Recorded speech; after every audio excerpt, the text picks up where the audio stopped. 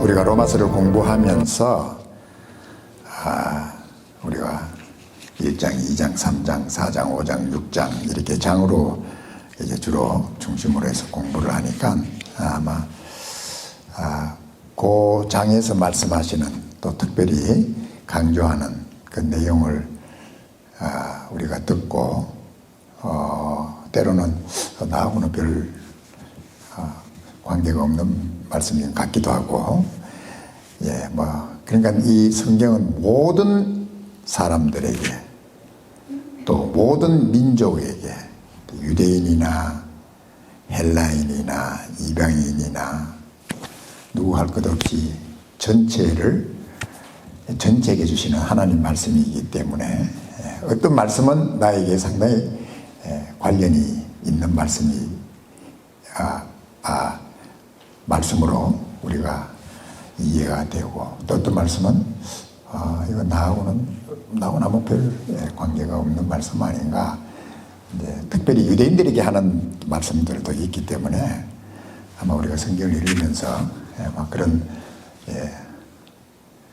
오가는 생각들이 많이 있을 것이다. 그렇게 생각을 합니다. 로마서 7장도 우리가 1절에서 우리가 말씀을 한 것처럼 특별히 형제들, 이 로마 교회 또 우리들 이미 예수 그리스도를 믿은 사람들 가운데 아직도 율법에 대해서 아주 클리어하게 율법과 우리 믿는 자들과의 관계, 또 율법에 대한 말씀, 또 은혜에 대한 말씀, 이런 것들이 아마 클리어하게 잘 이해가 안 되고 정리가 잘 안 되는 아마 그런 사람들이 있다라는 사실을 우리가 잘 알 수가 있습니다. 그래서 이제 오늘 로마서 7장 1절에서는 이 법 아는 자들, 특별히 율법을 잘 알고 또 율법을 지켜서 내가 어렵게 되겠다라고 생각하는 그러한 사람들이 교회에 많이 있었죠. 다시 말하면 유대인들 가운데서도 예수님 믿고 구원받은 성도가 된 유대인 성도들도 있고, 또 유대인들이 아니지만은 유대교에 이미 율법에 대해서 잘 알고 있는 유대교에 속해 있는 사람들도 있을 것이고, 또한 율법주의자들로 살다가 오직 우리가 어렵게 되려면 율법을 지켜야 된다. 이건 흔들림 없이 율법을 통해서 우리가 어렵게 되어진다고 하는 그 마음을, 생각을 가지고 있는 그러한 사람들, 이런 율법에 대해서 가지고 있는 그러한 사람들에 대해서 이제 특별히 사도 바울이 율법에 대해서 지금까지 율법을 지키려고 노력했던 이스라엘 사람들, 또 유대교를 믿는 또 율법주의자들, 그런 사람들에 대해서 몇 가지 율법과 또 우리와의 관계에 대해서, 예수 믿는 우리들과의 관계가 율법과 어떤 관계가 있는가에 대해서 여러 간단하게 아주 심플하게 우리에게 잘 말씀을 해주고 있습니다.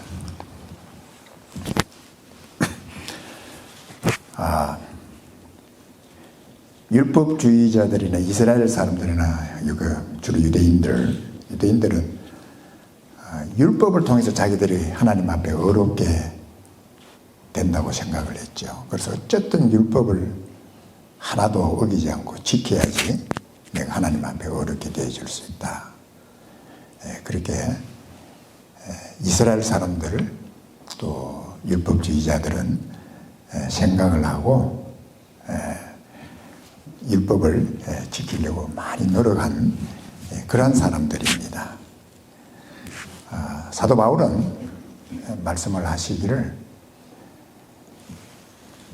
율법의 행위로 어렵다 함을 얻을 육체가 하나도 없다 그랬어요.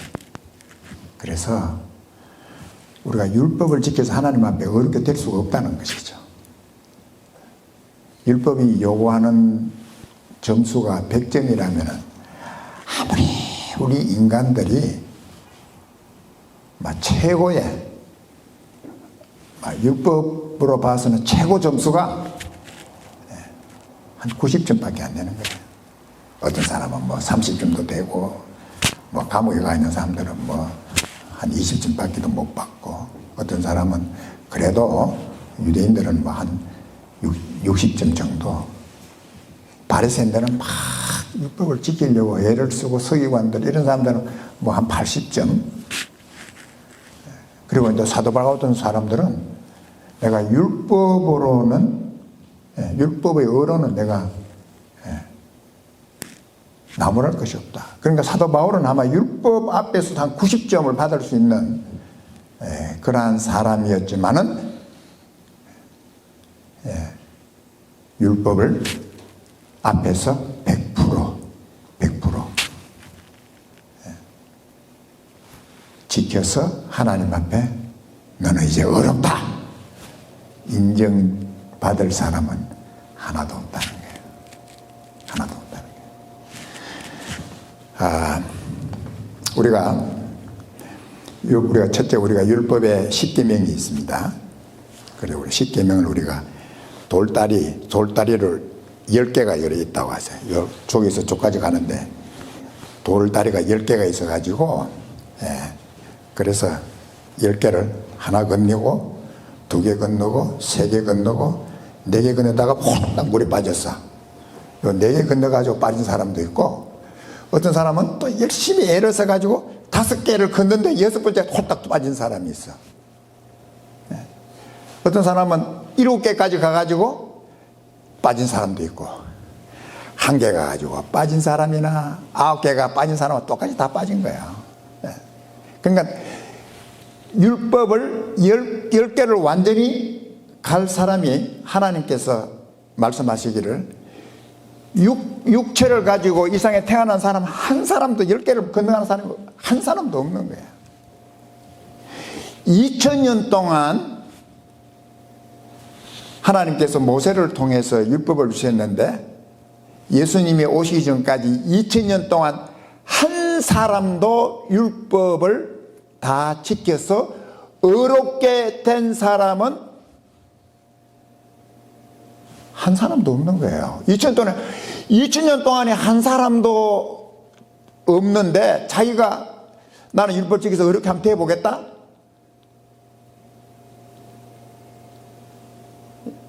그게 가능한 생각이냐 하는 거예요. 그래서 율법을 의지해서 내가 율법을 통해서 하나님께서 주신 이 율법 다 완벽하게 지켜서 하나님 앞에서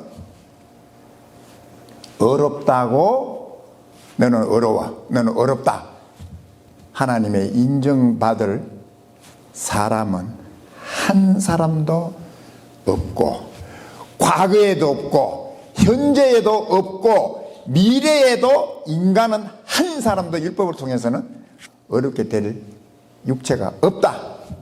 그러니까 다시 말하면 자기 힘으로 하나님 앞에 어렵게 만들어 가지고 하나님 앞에서 어렵다고 인정받을 사람은 하나도 없다는 거죠. 하나도 없다. 그리고 이제 사도 바울이 1절에서 4절까지 있는 말씀을 통해서 결혼법에 대해서 설명을 하면서 율법과 우리 믿는 자들에 대해서 이렇게 설명을 해주고 있습니다. 우리가 이 결혼법이 있지 않습니까? 결혼법. 한번 결혼하면은 그 법 안에 우리가 살아야 되는 것이죠. 그래서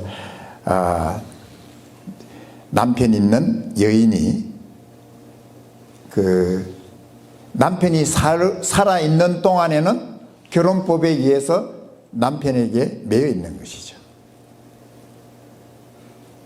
그렇지만은 그 남편이 죽으면은 그 남편과의 가지고 있는 결혼법은 이제 아무 소용없는 거예요. 뭐 남편이 죽었으니까 이제는 여인이 자기가 원하는 대로 살아갈 수 있는 그 결혼법이라는 데 결혼법과의 관계에서 완전히 다 해방되고 관계가 없이 되어지는 그것이 바로 결혼법이에요. 마찬가지로 율법도 우리가 살아있을 때 율법이 필요한 게, 우리가 죽어버리면은 율법이 우리하고 아무런 우리를 정죄한다든지 네가 이런 죄 지었다든지 죽었는데 죽은 사람한테 아무리 네가 이런 죄 지었다 해봤자 아무 소용없다는 거죠. 그래서 율법도 우리가 살아있을 그 기간, 이 땅에서 살아있는 그 기간에만 우리가 율법이 우리를 정죄할 수도 있고, 너희 잘못했다 할 수 있고, 너희 잘못했으니까 너 이런 벌 받아야 돼? 이런 율법에 매여 있는 이제 그러한 삶을 이제 살게 된다 하는 것이죠. 그래서 우리가 결혼법과 율법에 대한 관계를 사도 바울이 이렇게 우리가 설명을 하고 있습니다. 그런데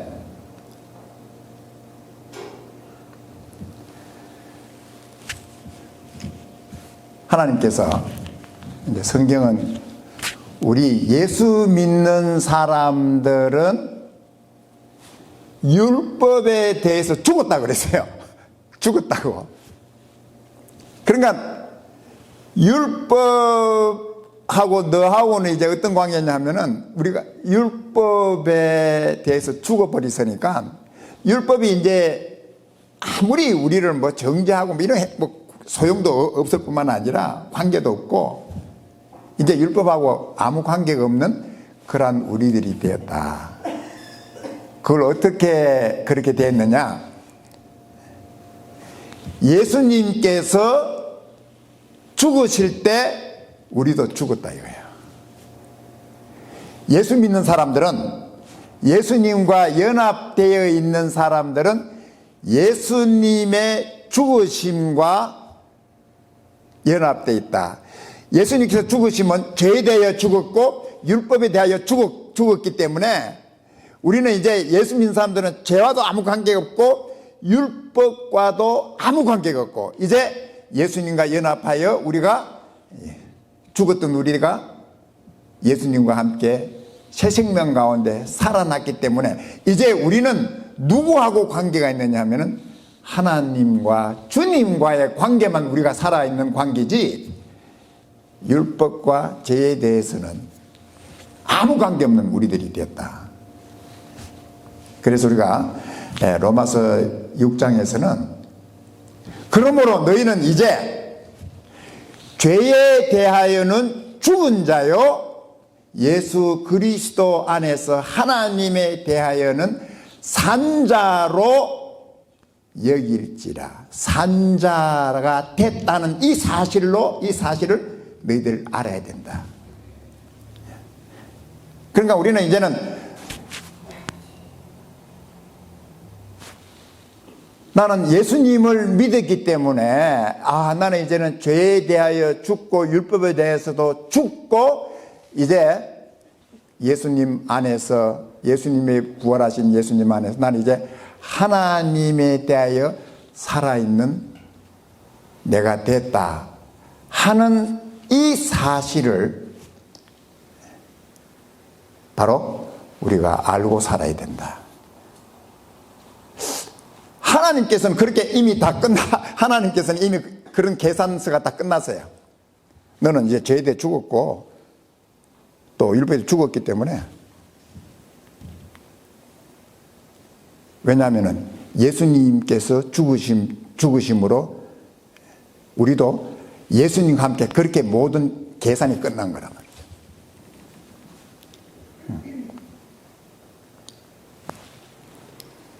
그래서 우리가 이제 문제가 어디서 자꾸 이렇게 문제가 되느냐 하면, 그래도 나 지금 살아있잖아요. 나는 지금 살아있다고. 살아있는데 자꾸 죽었다 이러니까 이게 실감이 안 날 수도 있어요. 나는 살아있는데 왜 자꾸 죽었다고 그러는가. 그게 하나님께서 예수님 안에서 우리를 보시는 하나님의 마음이세요. 이제는 하나님께서 김정원이를 보는 게 아니라 예수님 안에서 김정원이를 보니까, 이제 김정원이는 예수님 안에서 죄에 대해서 이제 끝난 사람이고 율법에 대해서도 끝난 사람이고, 이제는 예수님 믿은 김정원이를 볼 때마다 얘는 살아있다. 김정원이가 이제 예수님 믿는 이 믿음 안에서 사는 거니까, 이게 이제 우리가 하나님께서 보시는 것은 바로 예수님 믿고 예수님 안에 있는 김정원이를 보는 거죠. 우리가 이것을 믿음으로 우리가 받아들이는 것이죠. 그래서 나도 계속 그걸 얘기해야 돼요. 나는 죄에 대해 죽은 사람이다. 나는 율법에 대해서 죽었다. 이걸 내가 계속, 나는 율법하고 아무 관계 없는 이제 내가 됐다. 나는 죄에 대해서 아무 관계 없는 내가 됐다. 내가 지금 육체 가운데 내가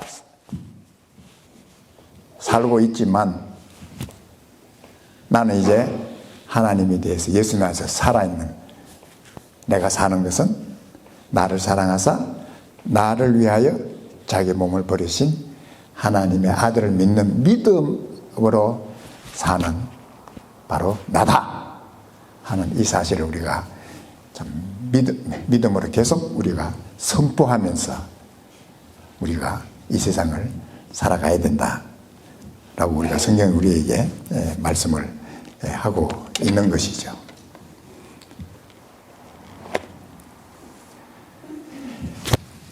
그래서 우리가 성경은 이제 우리에게 진짜 김정원이하고 옛 김정원이하고 두 김정원이를 말씀을 해요. 옛 김정원이라는 것은 뭐냐면은, 옛날 내가 예수님 없이 살았던, 내 육체만 따라 살았던, 이것을 옛 사람이라고 그래요. 옛 사람. 그래서 이제 예수님 믿고 난 후에 하나님께서 나를 새 사람으로,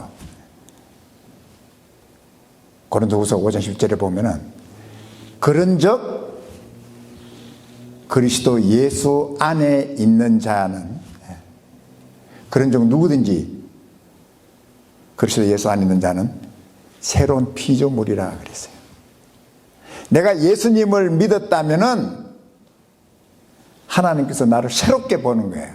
새롭게, 너는 내 자녀고, 바로 하나님의 백성으로 하나님께서 그렇게 우리를 보시고, 또 하나님께서 그렇게 우리를 다스려 나가신다는 것이죠. 보라, 이전 것은 지나갔으니, 이전 건 지났으니 보라, 새 것이 되었도다. 이제 이전 것, 예수님 믿기 전에 나는 이미 이제 다 없어졌어요.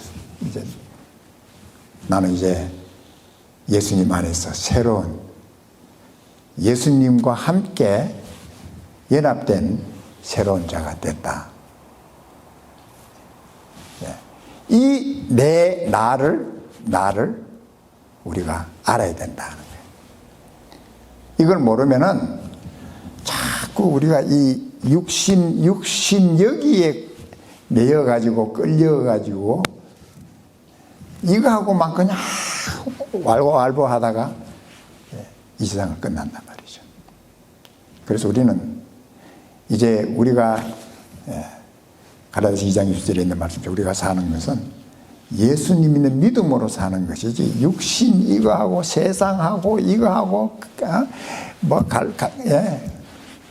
뭐라 그래요? 왈가왈부하면서 갈등 일으키면서 사는 우리들이 아니다.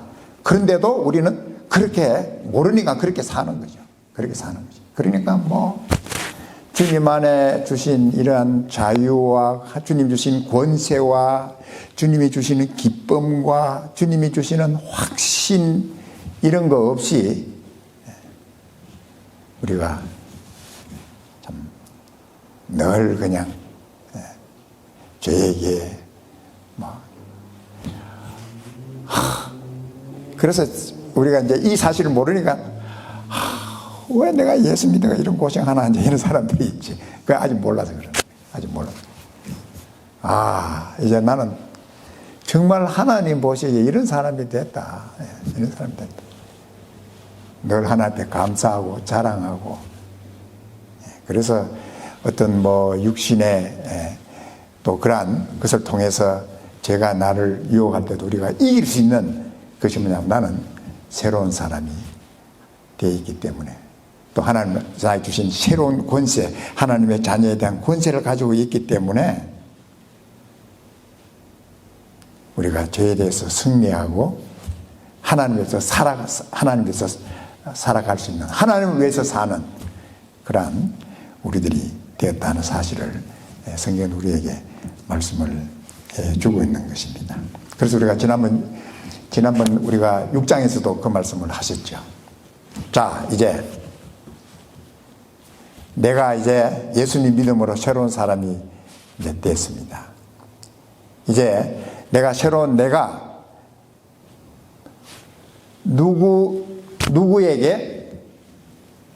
누구에게 순종하며 살 거냐?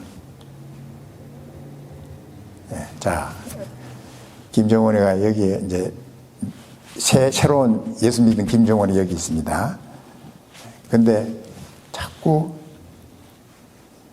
죄가 나를 유혹해서 자꾸 나를 끌고 가려고 할 때 그 죄 따라가게 되면은 내 육신도 내 안에 이 안에 있는 김정원도 따라가서 제가 가는 곳에 간단 말이죠. 전에 내가 만약에 도박을 했는데 예수 믿고 난 후에 제가 또 너 도박 또 해야 돼. 그러면 아니야. 나는 도박하고 끝났어. 나는 이제 하나님하고 예수님 믿고 사는 사람이야. 그래서 나는 도박장이 아니라 교회로 가야 돼. 그래서 이제 이걸 내가 선택을 하고 결정을 해야 된다는 거죠. 그래서 이제 제가 자꾸 야야 그래도 옛날 얼마나 그 도박하는 게 재미있어. 그래가지고 딸려가가지고 제가 가는 데로 가가지고 도박장에 이렇게 딱 앉아있으면은 김정원이도 도박장 와 있어요. 새로 예수 믿는 나도 같이 와 있는 거야. 도박장 와 있는 거야. 그러나 안 돼. 나는 교회로 가야 돼. 교회에 있으면은 김정원이는 교회로 와 있는 거야. 그러니까 이 결정을 내가 해야 돼. 이 결정을 내가 해야 돼. 내가 누구에게 내 이 지체를 줄 거냐? 이 몸을 그래 네가 죄인대로 내가 이 몸을 그쪽으로 줘버리면은 나도 그쪽으로 따라가고 하나님 앞으로 주면은 나도 하나님 쪽으로 가는 것이고. 그래서 나는 내가 이기고 승리하는 것은 바로 내가 하나님께서 기뻐하는 하나님이 원하시는 하나님 나를 사용하기 원하는 곳으로 내 자신 내 육신을 하나님 내 그쪽으로 가겠습니다 하고 내 몸을 그쪽으로 주면은 나도 그쪽으로 가게 된다는 것이요. 그래서 하나님께서 기뻐하시는 의의 열매 맺고 선한 열매 맺고 하나님이 기뻐하시는 열매 맺는데 하나님 원하시는 게 아니라 제가 원하는 대로 따라가면은 우리가 맺는 열매가 어떤 열매냐? 불법. 그냥 모든 잘못된 그러한 열매들을 우리 육신이 맺게 된다. 그래서 누구에게 네 육체, 지금 우리 육체 이걸 누구에게 맡길 거냐 하는 것을 우리가 결정을 해야 된다는 것이죠.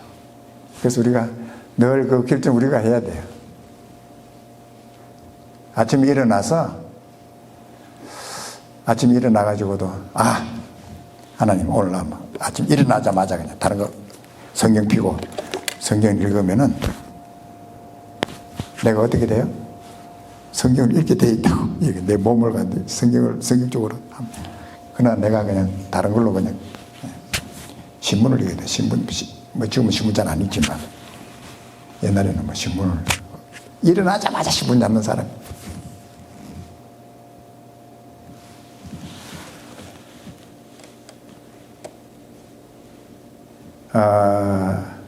제가 옛날에 있었던 그 교회에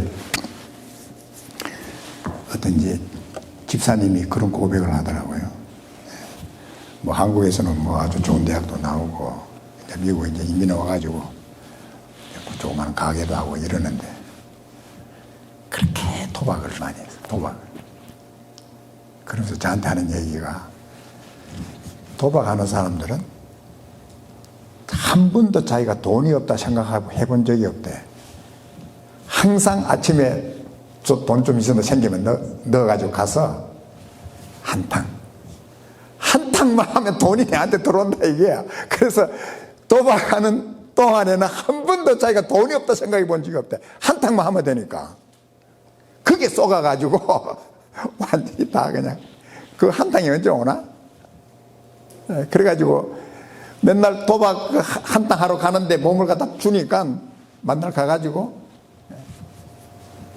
미국 생활 몇십 년을 해도 좀 겨우 먹고 사는 이제 그런 생활밖에 할 수밖에 없는 그런 결과를 만들어낸다는 거죠. 그런 결과를 만든다.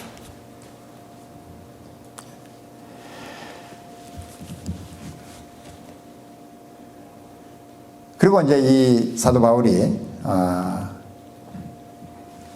이 율법에 대해서, 그래서 율법은 우리가 육체가 이 세상에 살아있을 동안 육체가 살아있는 동안에만 율법이 우리를 이제 정죄하고 율법이 우리를 이렇게 역사하게 되는데, 우리가 죽으면은 율법이 건드릴 수 없다는. 그러니까 우리가 매일 나는 죽었다. 나는 옛날 죄에 대해서도 죽었고 율법에 대해서 죽었다 하는 나 자신을 늘 알아야 된다는 거예요. 알아야. 그걸 모르면은 우리가 죽은 율법에 대해서. 그래서 우리가 나는 이제 율법에 대해서 죽었고 죄에 대해서 죽고 나는 나의 새로운 주인이신 예수님에게로 나는 이제 완전히 연합된 그런 내 자신이다. 나는 예수의 사람이다. 예수의 사람이다. 예수님께서 나를 주님의 피로 값주고 산 나다. 김정원이다. 그걸 우리가 알아야 되는 거예요. 그리고 이제 율법에 대해서 사도 바울이 좀 더 이제 말씀을 이렇게 하고 계시는 것은, 그러면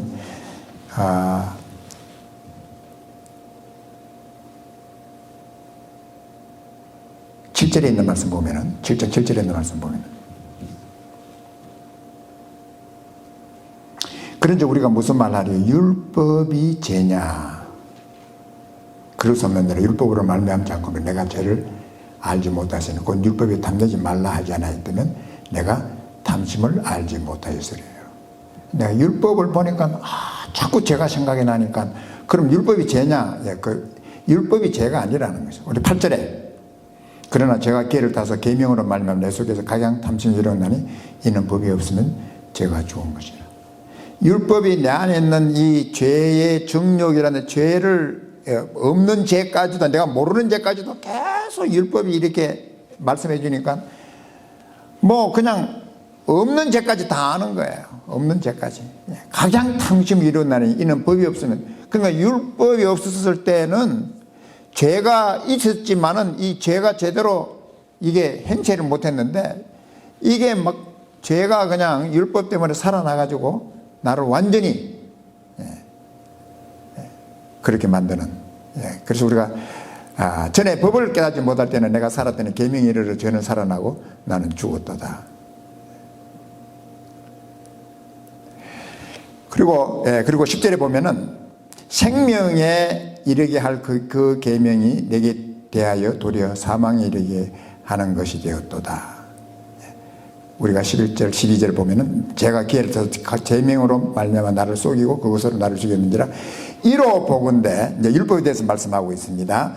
율법이 어떤 것이냐 하면은 율법은 거룩하고 계명도 거룩하며 의로우며 선하다 그랬어요. 율법에 어떤 문제가 있는 게 아니라 문제가 어디에 있느냐 하면은 죄의 종으로 팔린 내가 문제라는 거예요. 내가 문제라는 거예요. 내가 지금 죄에 팔려가지고 죄의 종로로 해가지고 율법이 선하지만은 그걸 지킬 능력이 내한테 없는 게 그게 문제라는 거예요. 내가 율법의 선한 율법, 거룩한 율법, 의로운 율법을 내가 지킬 능력만 있으면은 율법 다 지켜서 내가 하나님 앞에 의롭게 인정되어질 수 있는데, 내가 그런 능력이 없고 완전히 그냥 죄의 종으로서 죄가 시키는 대로 죄의 권세 아래서 죄가 하라는 대로 살 수밖에 없는 그러한 존재라는 거예요. 그러한 존재. 여러분 그렇지 않아요? 예. 내가 나를 이렇게 볼 때 나쁜 것은 완전히 내가 다 배제하고 내가 옳은 것만 행할 수 있는 이 능력이 내게 있느냐 하면 그 능력이 내게 없어요. 항상 옳은 거는 안 하고 그냥 죄한테만 끌려가는, 이게 이제 내 자신이라는 거예요. 하나님께서 누구보다도 나를 더 잘 알고 계시는 거예요. 죄의 종으로 팔린 너가 결코 내 힘으로, 네 능력으로 너는 어렵게 될 수도 없고 죄를 이길 수도 없고, 그러한 우리들이라는 사실을 하나님께서 너무 잘 아셔. 그래서 하나님께서 예수님 그리스도를 이 땅에 보내신 이유가 자기 힘으로 자기 능력으로 죄 문제 해결하고 어렵게 될 사람이 한 사람도 없기 때문에 하나님께서 너희들 힘으로는 안 돼. 이 세상에 어떤 누구도 자기 능력으로 자기 스스로 하나님 앞에 어렵게 될 사람은 한 사람도 없어. 그래서 하나님께서 우리에게 하나님의 아들 예수 그리스도를 보내시고, 누구든지 하나님의 아들 예수 그리스도를 믿는 자들을 하나님께서 어렵다고 하나님께서 인정 선포해 주시겠다는 거예요. 하나님 말씀으로는 그런 게 아니라 바로 예수님에게 우리의 모든 죄의 문제, 우리의 모든 것 다 예수님께서 다 짊어지시고 예수님께서 모든 죄의 값을 다 지시고 이제 십자가에서 해결하셔서 예수님 믿는 자는 하나님께서 예수님이 어려우신 것처럼 우리도 어렵다고 하나님께서 어렵게 해주신다는 것이죠. 이걸 우리가 믿는 거예요. 우리는 할 수가 없어요. 우리는 어떤 노력을 해도 막 어떤 애를 써도 우리는 우리 스스로 결코 어렵게 될 수 없다. 우리는 오직 어렵게 되는 길은 하나님 주신 이 길, 은혜의 길, 바로 하나님 보내신 예수 그리스도를 믿음으로 어렵게 된다. 우리 한번 따라합시다. 내가 어렵게 될 수 있는 유일한 길은 하나님께서 보내신 예수 그리스도를 믿는 믿음으로 어렵게 된다. 예. 그래서 하나님께서 말씀하셨잖아요. 오직 나의 의인은 믿음으로 산다고. 하나님이 인정해 주시는 의인은 자기가 스스로 어렵다고 하는 하나님께서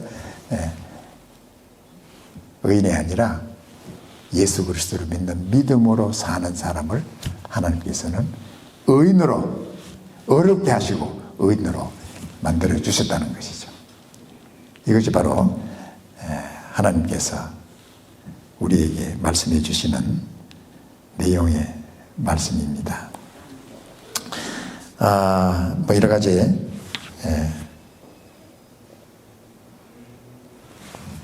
할 말씀들이 많이 있지만, 그래서 내가 하나님, 저는 죄인입니다. 그리고 저는 내 스스로 하나님 앞에 어렵게 될 수 있는 인간이 아닙니다. 예수님 저를 도와주십시오. 저는 예수님만이 나를 어렵게 해주시고 구원해 줄 수 있는 구세주이십니다. 그 예수님을 제가 믿습니다 하는 이러한 고백이 우리에게 있어야 된다는 것이죠. 우리 예수님 당시에 보면은 자기가 굉장히 자기들을 어렵게 생각했던 사람들이 누구냐면 바리새인들하고 서기관들이었습니다. 이 사람들은 자기들이 굉장히 어렵다고 생각해요. 왜냐하면 다른 사람 이렇게 비교해 보니까 자기들이 굉장히 어렵게 보이는 거죠. 다른 사람들은 율법도 잘 모르고, 율법이 무슨 내용도 잘 모르고, 그런 죄인들하고 자기들하고 이렇게 보면은 자기들은 뭐 얼마나 어렵게 보이는지, 자기들 볼 때도 상당히 자기들이 어렵게 보입니다. 그래서 예수님께서 오셔서 죄인들과 함께, 세리들과 함께 같이 식사하시고 같이 함께 하시고, 그래서 바리새인과 서기관들이 예수님 제자들에게 그렇게 얘기했어요. 아니, 너희 선생은 어떻게 죄인들하고 밥을 먹을 수 있어? 식사를 같이 할 수 있어. 이 유대인들이 이 식사라고 하는 것은 이거 삶을 이렇게 나누고 함께하는 그 정도의 관계가 아니면 식사를 안 하거든요. 아니, 너 선생은 죄인들을 저렇게 세리 죄인들하고 어울려가지고, 아니 그 사람들이 어떤 사람인 줄 모르고 그렇게 어울리는 거야? 하고 이제 제자들에게 이제 핀잔을 했죠. 그때 예수님께서 말씀하시기를, 병든 자에게라야 의원이 필요하고 건강한 자에게는 의사가 필요 없다 그랬어.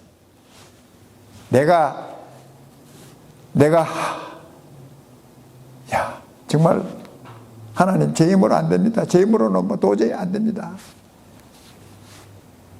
이런 사람은 바로 예수님께로